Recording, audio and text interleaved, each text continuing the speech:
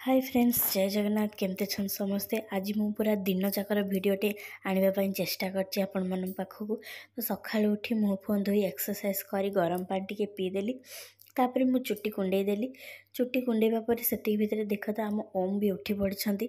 तांकु तो आ खट उपरे रखी हेबनी, सेथिपई मु तांकु बाहर को आनीदेली। बाहर को आसी सारा पर मुँह टिके धोईदेली। तांकु भी फ्रेश लगे। तो आमे जेमती मुँह फुह धोचे तो तांकु भी धोइले तांकु भी फ्रेश फील हम। मो स्वामी से मत टे छोट मोट कम हेल्प कर दियंती, तो से भी हेल्प कर देछंती मो पई। मु गाधे साधे आसला पर देखिली तो से फूल चंदन सब दे दीप धूपकाठी सब सजेकी रखी देछंती। मु खाली ठाकुरंक भोग पानी छड़ेबी एंड आरती करी। तो मुझे से हाँ करछि। ठाकुरंक पाखे धूपकाठी दीप सब दे दी आरती टिके करदेली एंड आरती टिके पाईगली।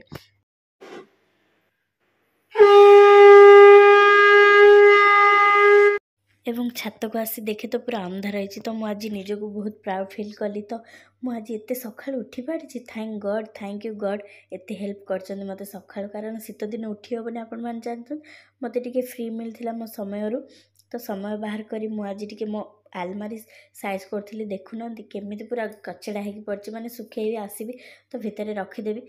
मु करी कौन सी भी आसिक करदे। एम दी भाई पूरा पहुँची गले घरे मारपिट हाँपाई। से देखईदेले दांतिकिली पैकेटे। तो सेटा को भी खाइबापी मारपिट हेले। तो से दी पैकेट दी जन को दीटा दिहगला। तो ताकू तल को नहीं गले। मुझे बेड साइज करदे। तापर से केते बेले ऊपर को आसी जाइए। तो कहला मम्मा मते बुलेवा को नियो। तो मुझे छात को बुलेगी टिके आनीदेली तलक आसला पुणी कौन कम ताकू मु सकाळु चूड़ा दिए। तो तापाई चूड़ा बतरिकी रखी था सारा पर टिके समय खेली सारापर से चूड़ा खाइब। आसिक देखे तो से रोसे घर को पलि आसी। आम ये रोसे आरंभ करदेलु कारण 8टा बाजिला। घर को आसाला आमर शेउल माछ आ रुई भागर माछ बाबा पाई। तो ये मु अलग अलग कारी गोलेकी रखीदी हलदी गुंड लुण पकईकी। सेठी रोसे आरंभ हो गला। तो मु भी रजना बड़ी मोर बसईदेली। तो मुझे रजना बड़ी पूरा मोर रेडी हो जाए। कलर फरा कलर कलर होगी मत टे झोल थी इच्छा। तो ये आम बाबू पलि आसिले। तो मत खाइबा को दियो बोली कहले। मुझे भाड़देली आ केमती होती पचारे भल होती कहले। आम बाबू खाई सारापर मु भी खाई पकईली। मोपाई होता तोराणी चारू भात आ फूलकोबी आलू बेन एवं रजना बड़ी। तो मत पूरा एत जोरे भोक होता कहवाक ना असंभाल। तो खियापिया सांगे सांगे सरी ओम को धरिकी चली आसली ऊपर को। तापर ताकू शुआई मु चली आसली फेसवाश हाँपाई। तो मु फेसवाश यूज कर हिमालयर प्यूरिफायर नीम फेसवाश। तो मुझे फेसवाश हो सारापर मो झीआरी आसिक पहुँची गले। मत खुड़ी मत गोटे शाढ़ी दरकार।